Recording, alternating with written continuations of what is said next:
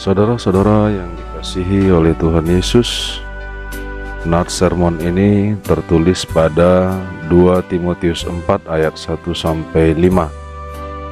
Begini firman yang tertulis di dalamnya. Di hadapan Allah dan Kristus Yesus yang akan menghakimi orang yang hidup dan yang mati, aku berpesan dengan sungguh-sungguh kepadamu demi penyataannya dan demi kerajaannya. Beritakanlah firman, siap sedialah baik atau tidak baik waktunya. Nyatakanlah apa yang salah, tegurlah dan nasihatilah dengan segala kesabaran dan pengajaran. Karena akan datang waktunya, orang tidak dapat lagi menerima ajaran sehat, tetapi mereka akan mengumpulkan guru-guru menurut kehendaknya untuk memuaskan keinginan telinganya. Mereka akan memalingkan telinganya dari kebenaran dan membukanya bagi dongeng. Tetapi kuasailah dirimu dalam segala hal. Sabarlah menderita. Lakukanlah pekerjaan pemberita Injil dan tunaikanlah tugas pelayananmu.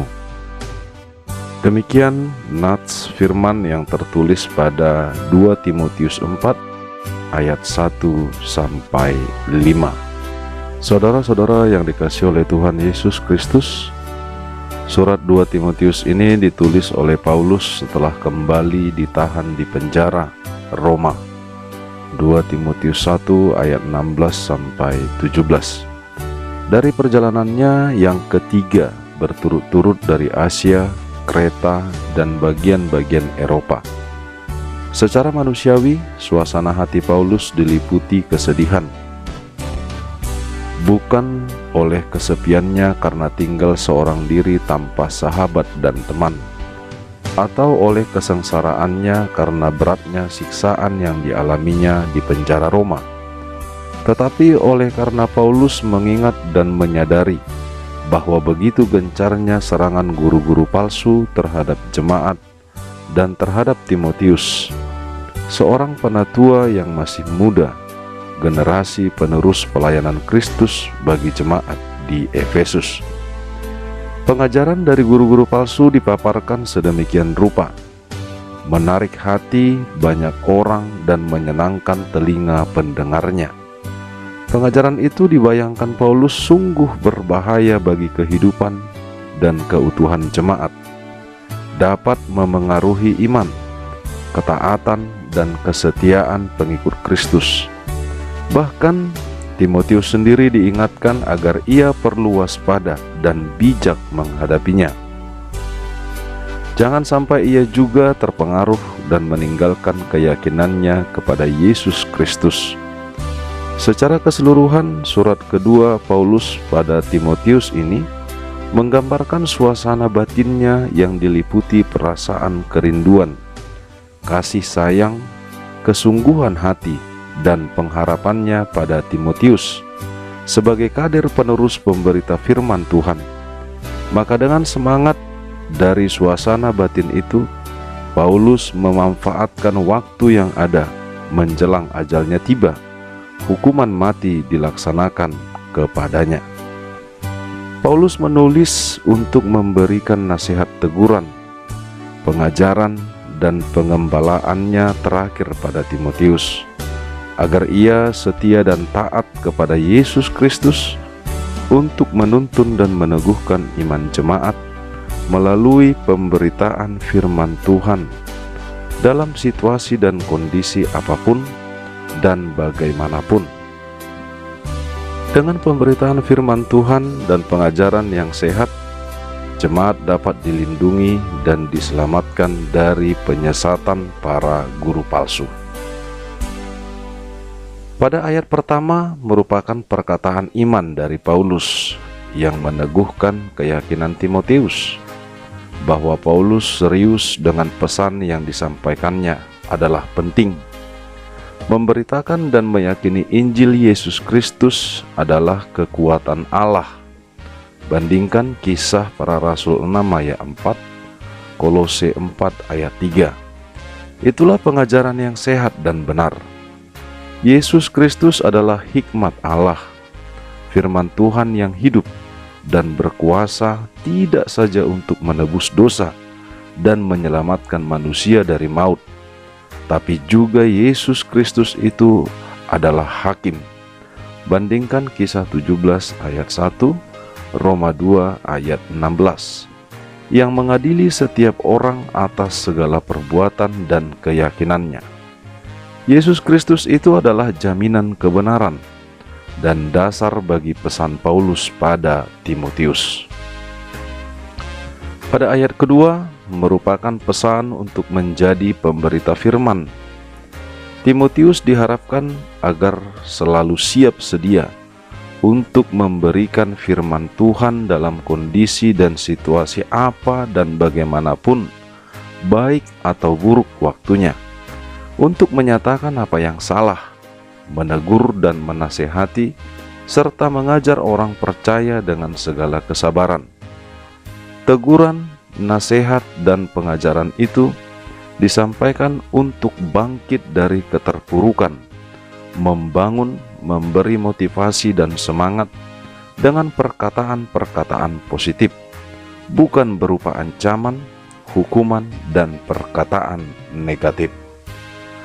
Pada ayat 3 dan 4, hal ini merupakan peringatan Paulus bahwa akan ada waktunya di mana orang tidak lagi membutuhkan firman Tuhan dan pengajaran sehat, memalingkan telinga dari kebenaran Injil Kristus, dan lalu membukanya pada dongeng dan apa yang menyenangkan hati. Untuk itu kita harus arif dan bijak untuk memanfaatkan waktu dan kesempatan yang ada sebelum kita terlambat.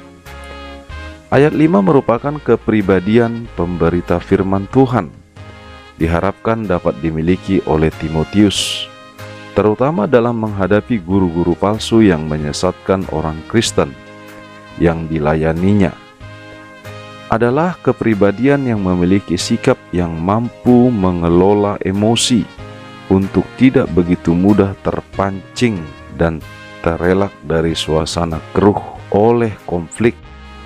Kepribadian dengan sikap yang mampu menguasai dan mengendalikan diri untuk diam dan tenang, sabar menderita dan tetap setia untuk menunaikan tugas panggilan pemberitaan Injil Kristus ini adalah kepribadian Yesus Kristus yang dinyatakan di kayu salib dan teladan nyata dari Paulus sendiri bagi Timotius pada saat ia menulis suratnya di dalam penjara.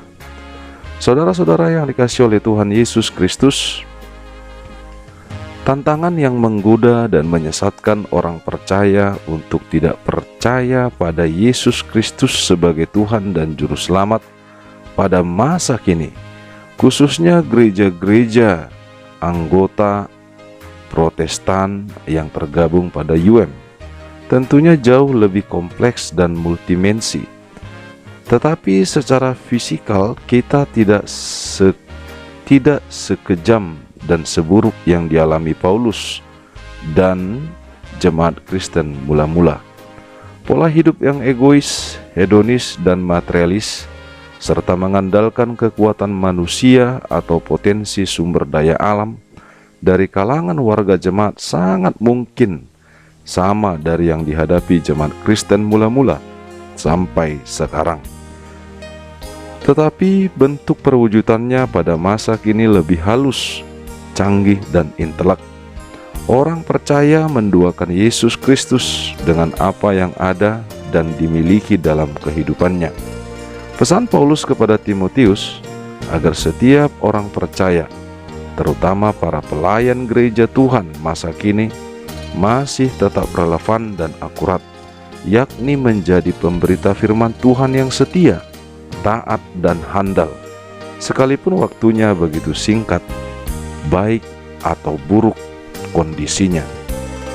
Saudara yang dikasihi oleh Tuhan Yesus, zaman sekarang banyak orang berusaha berkhotbah atau menyampaikan firman Tuhan itu hanya untuk menyenangkan hati para pendengarnya. Menyenangkan yang dimaksud adalah menyenangkan dengan sesuai seperti apa harapan para pendengarnya atau jemaat yang mendengarkan khotbah itu. Kebanyakan tidak lagi memikirkan esensi firman Tuhan yang disampaikan kepada para jemaat, yang akhirnya membuat berita firman yang sampai kepada jemaat itu hanyalah untuk menggelitik hati, menggelitik telinga dan perasaan orang-orang yang mendengarnya, sehingga apa yang mereka dengarkan itu bukanlah menjadi firman Tuhan yang hidup, tetapi menjadi firman Tuhan yang berusaha untuk menyenangkan hati umat manusia. Kebanyakan orang memberitakan firman itu tidaklah mempertimbangkan benar apa salah yang mereka sampaikan, tetapi asal jemaat senang, itu yang menjadi pertimbangan utama. Saudara-saudara, itu adalah tindakan yang sudah keliru, sebab firman Tuhan bukanlah dongeng. Firman Tuhan itu nyata, firman itu tetap abadi dan senantiasa pada kebenarannya. Sebab firman Tuhan adalah tempat kebenaran yang sejati, dan firman Tuhan itu sendiri adalah untuk menghidupkan iman kita pada kebenaran, bukan untuk kesenangan hati atau untuk menyenangkan telinga para pendengar atau umat manusia.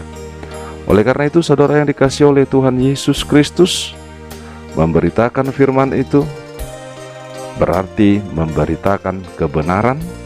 Memberitakan firman itu berarti memberitakan kesetiaan dan ketaatan. Memberitakan firman itu tidak melihat waktunya atau tidak melihat situasinya baik atau tidak baik, tetapi sampaikanlah yang baik itu pada kondisi yang tidak baik ataupun pada kondisi yang baik.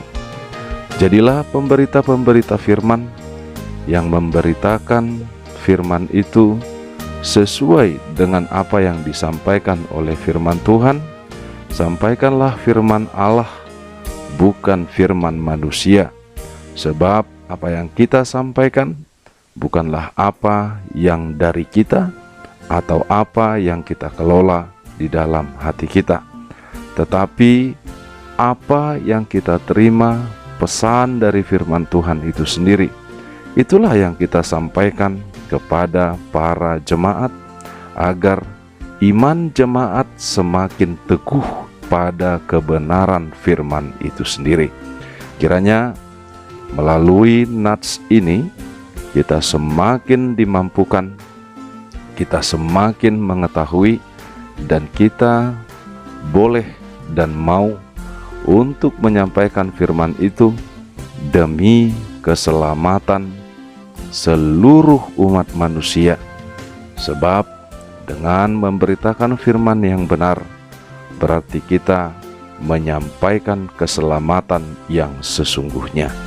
Kiranya firman Tuhan yang benar pada setiap kondisi itu yang senantiasa menyirami hati dan pikiran kita, menguatkan tenaga kita, dan juga menjadikan kita semakin kuat dan teguh pada setiap situasi. Kiranya Tuhan Allah memberkati kita untuk menerima firman Tuhan dan menjadi pemberita Injil. Dan jadilah kita seluruhnya sebagai umat Kristen adalah duta-duta Injil. Tuhan Yesus memberkati kita. Shalom.